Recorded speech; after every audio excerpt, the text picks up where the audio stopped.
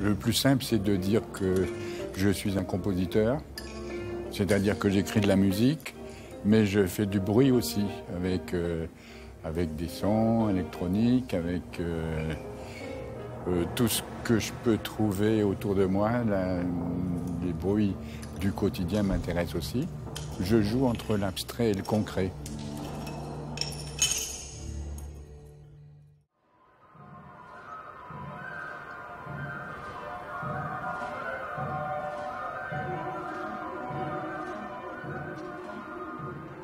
J'étais gosse pendant la guerre 39-45 et mes parents écoutaient Radio Londres.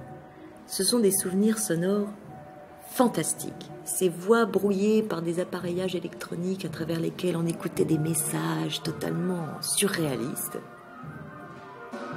Et un jour, j'ai entendu une musique de bruit incroyable. C'était Pacifique 321 d'Arthur Honegger et ça m'a profondément marqué.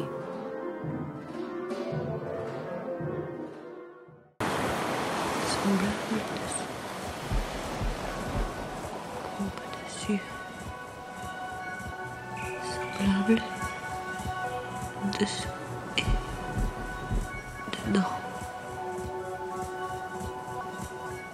Semblable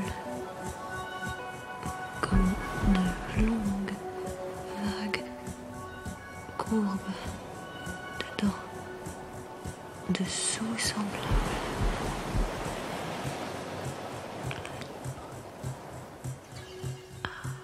Surprendre, je suis dedans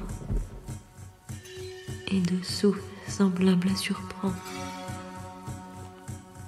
induire, semblable aussi, comme de longues vagues courbes sur des pierres tendres.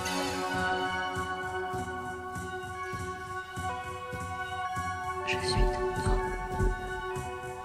Semblable dessous où s'exprime au milieu où s'exprime qui prépare. Je suis mouvement de recul où s'exprime, je vois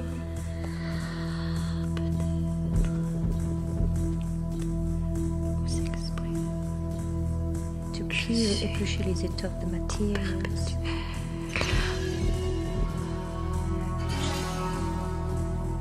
Qui prépare le milieu.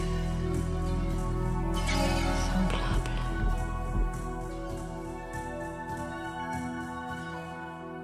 J'ai été élevée par des femmes. Et plus tard, j'étais encore et toujours entourée de femmes. C'est en vivant cette entente secrète que j'ai compris ce que c'était que la clandestinité.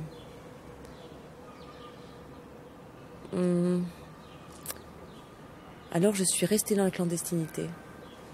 Et là, dans l'insécurité totale, j'ai réfléchi, j'ai travaillé, j'ai aimé, j'ai haï,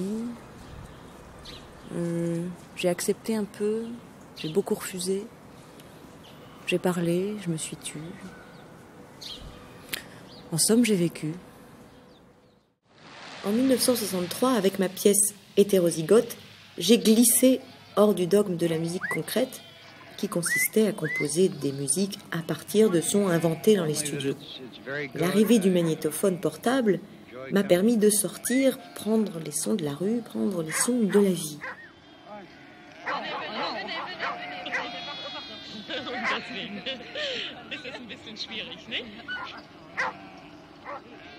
Il serait plus satanique.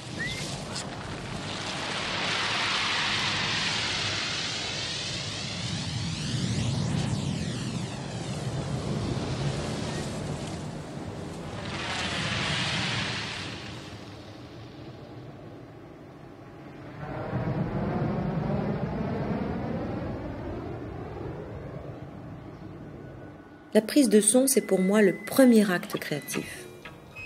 Aller capter les sons à l'extérieur, c'est faire entrer dans mes compositions la société, l'intime, la sensualité.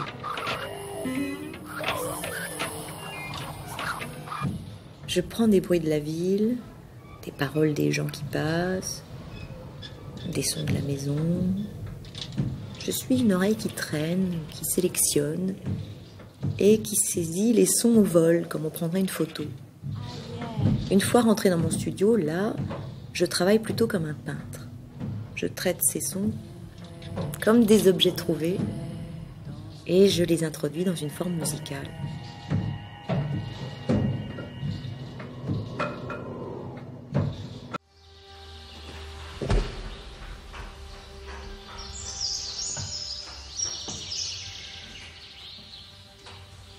Pour mon installation Cycle des souvenirs, j'ai travaillé avec des souvenirs sonores et visuels anodins qui se sont inscrits dans ma mémoire et qui représentent des moments de ma vie.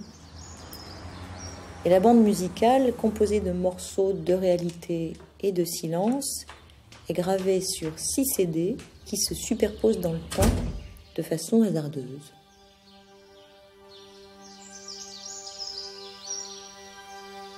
Je suis allée collecter des sons et des images aux arènes de Lutèce, où j'allais jouer étant enfant, place de la Contrescarpe, où j'attendais l'autobus, quai Saint-Michel, où j'allais acheter du papier de musique, gare de l'Est, où je prenais le train en vue de mes concerts ou de mes créations en studio en Allemagne, Vintimille, où je passais des vacances en équilibre sur la frontière, et bien sûr ma maison et mon studio.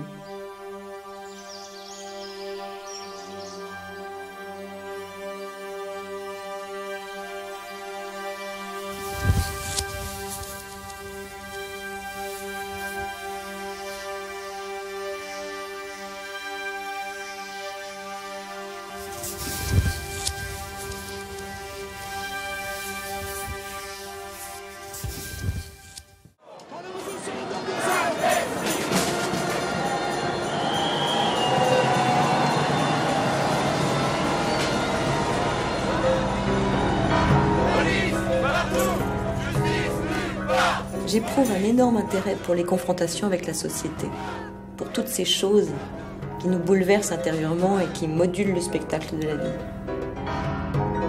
Je suis partie faire des reportages sonores en Algérie, je suis allée au Portugal après la révolution des œillères, je suis allée à Madrid. J'écoute toujours le bruit du politique.